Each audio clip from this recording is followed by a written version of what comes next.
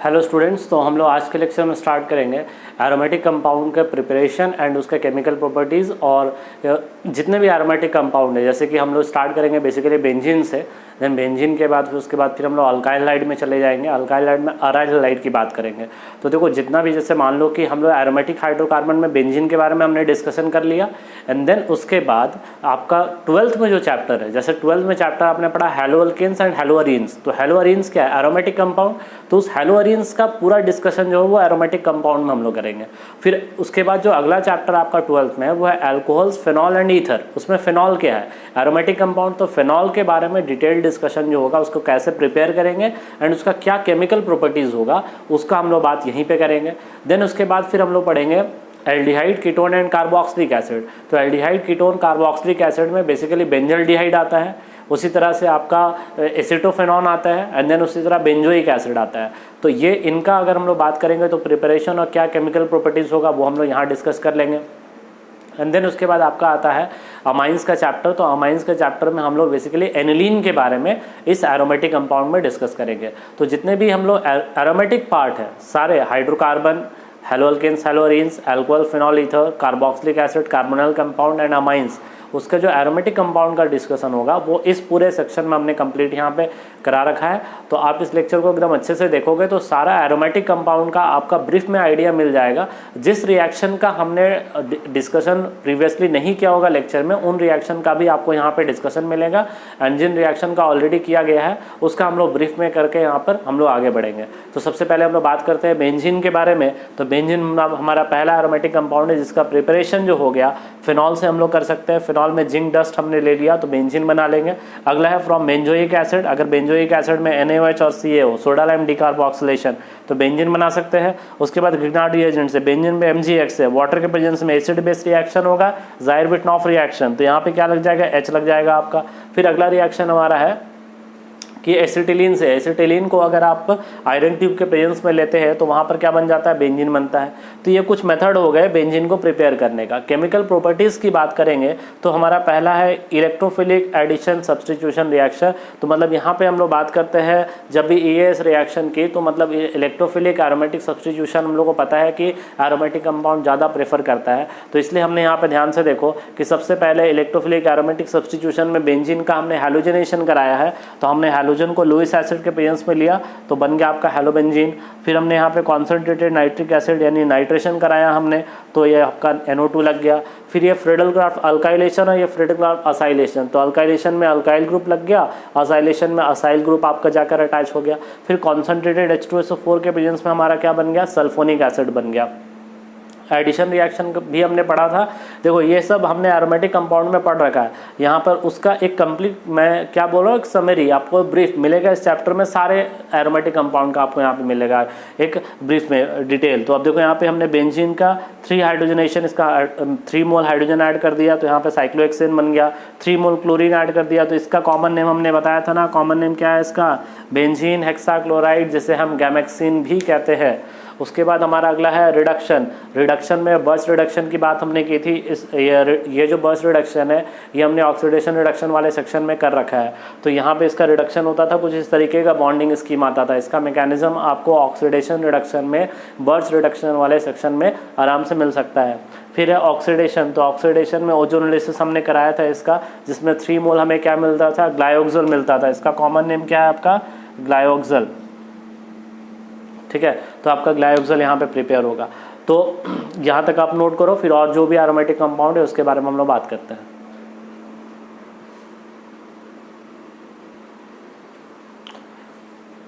Okay, हमारा जो अगला एरोमेटिक कंपाउंड है वो है हैलोअरीन्स। तो हैलोअरीन्स का मतलब क्या कि जब हम किसी भी एरोमेटिक रिंग से कोई हैलोजन को लगा देते हैं तो उसे हम कहते हैं हैलोअरीन्स।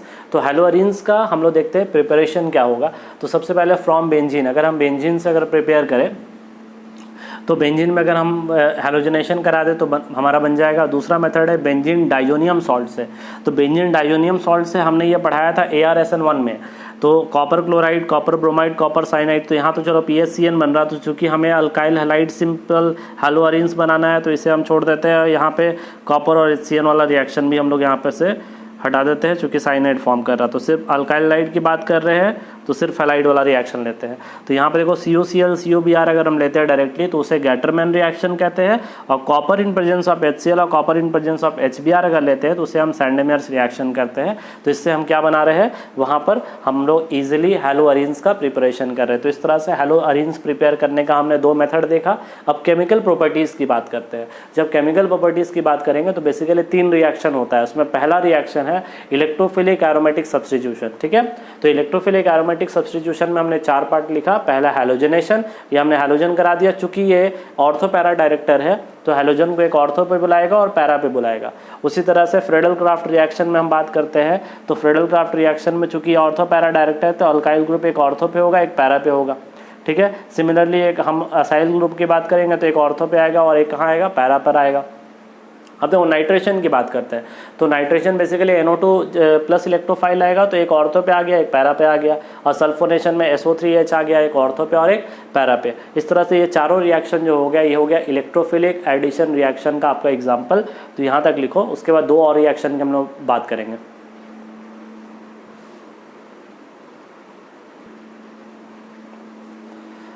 देखिए हमारा जो अगला पहला रिएक्शन हमने देखा हैलोअरीन्स का जो था वो इलेक्ट्रोफिलिक एरोमेटिक सब्स्टिट्यूशन था। उसमें हमने 4 पार्ट देखा था। उसी तरह से nucleophilic substitution reaction basically ArSN2 जाता है। तो उसमें हमने देखा था ये रिएक्शन जो है ArSN2 सेक्शन में हमने कर रखा डाउस प्रोसेस के। हाई टेम्परेचर पे हाई प्रेशर पे एडिशन एलिमिनेशन मैकेनिज्म से जाता था तो ClOH से रिप्लेस हो जाता था। सेम इसी तरह से जब NO2 लगा देते तो थोड़ा सा टेम्परेचर और प्रेशर की कंडीशन को हम नॉर्मल कर सकते थे। तो यहाँ पे हम टेम्परेचर को इससे थोड़ा सा और कम करेंगे तो रिप्लेस हो जाएगा। एक और NO2 लगाने से थोड़ा और कंडीशन नॉर्मल हो जाता है। लेकिन अगर मान लेते एक और NO2 लगा देंगे तो नॉर्मल वार्म वाटर से भी इसका Cl को जो रिप्लेस कर सकते हैं OH के थ्रू। मेटल से रिएक्शन करेंगे तो पहला है हमारा ग्रिग्नार्ड रिएजेंट बना सकते हैं। अगर मैग्नीशियम से रिएक्शन करा देंगे ड्राई ईथर से तो ग्रिग्नार्ड रिएजेंट बन जाता है। उसी तरह से अगर हम लोग हैलोअरीन्स को सोडियम ड्राई ईथर से करते हैं तो ये फिटिक रिएक्शन कहलाता है, कपलिंग हो जाता है। और वुड्स फिटिक रिएक्शन में क्या होता है कि अल्काइल हैलाइड को अराइल हैलाइड के साथ कपलिंग कराते हैं। तो अल्काइल हैलाइड को अराइल हैलाइड के साथ हमने कपलिंग करा दिया। और उलमैन रिएक्शन में सिर्फ आयोडोबेंजीन का हम लोग क्या कराते हैं, कपलिंग कराते हैं। तो यहाँ पे हमने आयोडोबेंजीन का कपलिंग करा दिया है। तो यहाँ तक आप नोट कर लो। तो यहाँ तक हमने क्या देखा कि हैलोअरीन्स का कौन कौन सा रिएक्शन है। अब जो अगला एरोमेटिक कंपाउंड होगा वो है फिनॉल। तो उसके बारे में हम लोग बात करते हैं।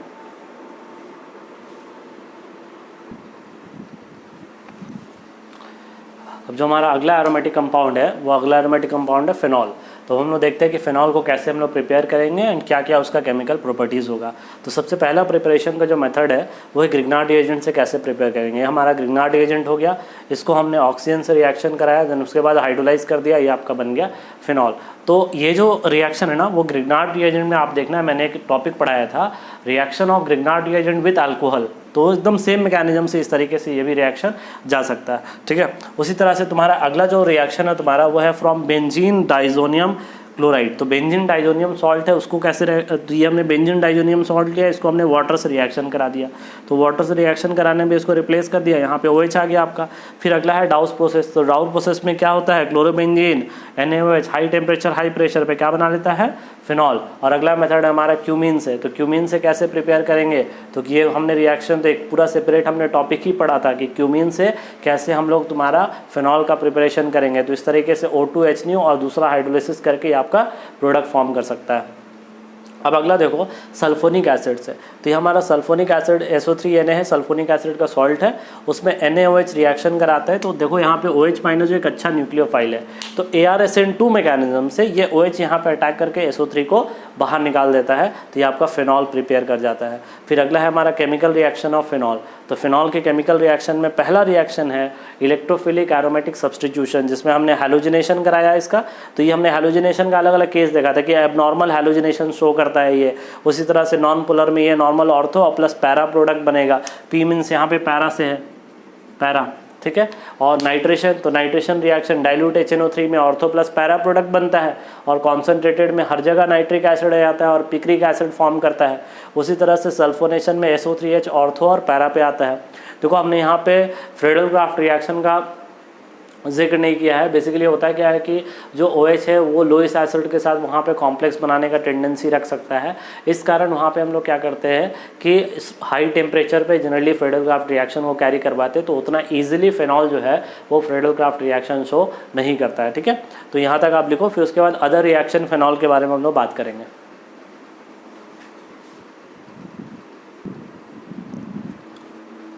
देखिए फिनॉल को जो इलेक्ट्रोफिलिक एरोमेटिक सब्स्टिट्यूशन के बाद जो अगला रिएक्शन है डेट इज़ रायमर-टाइमन रिएक्शन। तो रायमर-टाइमन रिएक्शन तो हमने पढ़ रखा है कि क्लोरोफॉर्म और बेसिक मीडियम में NaOH में आपका ये बनाता है ऑर्थो सैलिसाइल्डिहाइड और पैरा सैलिसाइल्डिहाइड, जिसमें ऑर्थो मेजर होता था जब NaOH लेते थे और जब KOH लेते थे तो पैरा वहाँ पे मेजर हो जाता था। फिर रायमर-टाइमन कार्बोक्सिलेशन रिएक्शन में क्या होता था, CCl4OH- के प्रेजेंस में लेते थे तो यहाँ पे सैलिसाइलिक एसिड ऑर्थो पैरा बनता था। और अगर मान लेते तुम डायरेक्ट CO2 अगर ले लेते हो, ठीक है, क्योंकि इन दोनों मिलके तुम्हारा यहाँ पे क्या बनाता था, CO2 बनाता था। लेकिन अगर CO2 डायरेक्टली ले लेंगे तो रिएक्शन को हम कॉल्प्स रिएक्शन बोलते हैं। यहाँ पे ऑर्थो सैलिसाइलिक एसिड और पैरा सैलिसाइलिक एसिड बनता था। फिर अगला रिएक्शन हमारा कपलिंग रिएक्शन जो हमने पढ़ा था कपलिंग रिएक्शन में, तो N2+ यहाँ पे था और इसको फिनॉल से कराते थे तो इस तरह से कपलिंग हो जाता था और यहाँ पे आपका ऑरेंज कलर का डाई बनता था। सेम है अगर रिएक्शन विद असाइल क्लोराइड, अगर RCOCl के साथ रिएक्शन हो तो क्या होगा, ऑक्सीजन का लोन पेयर इस पर अटैक करेगा, Cl को बाहर निकाल देगा तो आपका स्ट्रक्चर कुछ ऐसा बन जाएगा। O पे प्लस आ गया, H को रिलीज़ कर दो तो ये आपका प्रोडक्ट बन जाएगा, मतलब स्टर बना सकते हैं हम लोग। ठीक है, अगला फ्राइज रीअरेंजमेंट, ये भी हमने पढ़ रखा है फ्राइज रीअरेंजमेंट एरोमेटिक हाइड्रोकार्बन में। तो यहाँ पे OCOR हो गया, यहाँ पे लोइस एसिड या H+ के प्रेजेंस में भी अगर हिट करोगे तो आपका फिनॉल का डेरिवेटिव आपका बनता था। इसका रीअरेंजमेंट जो है प्रॉपर, इसका मैकेनिज्म हमने पढ़ा रखा है प्रीवियस लेक्चर में, आप एरोमेटिक हाइड्रोकार्बन में देख सकते हो जिसमें कि फ्राइज रीअरेंजमेंट के बारे में बताया गया है। हमारा अगला है रिएक्शन विद फिनॉल का रिएक्शन जिंक के साथ। तो जिंक के साथ ये क्या बनाता था, बेंजीन बनाता था। उसी तरह अगला है K2Cr2O7, हालांकि इसके साथ ऑक्सीडेशन रिएक्शन होता है इसलिए यहाँ पे बेंजोक्विनॉन यहाँ पे फॉर्म करता है। तो यहाँ तक नोट कर लो। तो यहाँ तक हमने फिनॉल के बारे में कैसे उसे प्रिपेयर करते हैं हम लोग और फिनॉल का क्या केमिकल प्रॉपर्टीज़ होगा इसके बारे में हमने डिस्कस कर लिया। अब हम लोग बात करेंगे फिनॉल के बाद नाइट्रोबेंजीन के बारे में कि नाइट्रोबेंजीन को कैसे प्रिपेयर करेंगे, क्या उसका केमिकल प्रॉपर्टीज़ होगा। पहले यहाँ तक लिखो आप।